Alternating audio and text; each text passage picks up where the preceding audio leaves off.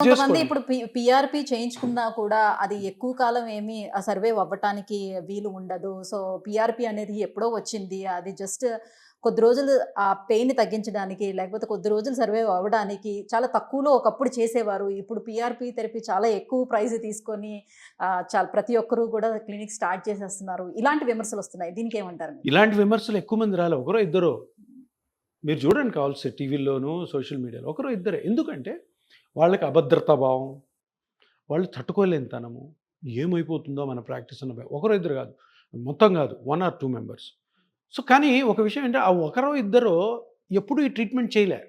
ఈ plasma therapy ఇవన్నీ కూడాను పీఆర్‌పీ అన్నది స్టార్ట్ చేసింది ఆర్థోపెడిక్ సర్జన్స్. మరి ఆ ఇద్దరు ఎవరైతే మాట్లాడుతున్నారో, ఆ ముగ్గురు, ఆ నలుగురు ఎవరైతే మాట్లాడుతున్నారో వాళ్ళెప్పుడు చేయలే. ఒకవేళ నేననేది ఒకటే, ఒక చిన్న ఛాలెంజ్ ఏంటంటే మీరు చేయండి. మీరొక 100 కేసులు చేయండి. రియల్‌గా. హార్ట్‌ఫుల్‌గా చేయండి. చేసి రిజల్ట్ బాలేదనుకో, అప్పుడు మీరు చెప్పండి. మీరెప్పుడూ చేయకుండా మీరెలా కామెంట్ చేస్తారు? అది నా క్వెషన్. నువ్వు చెయ్యి.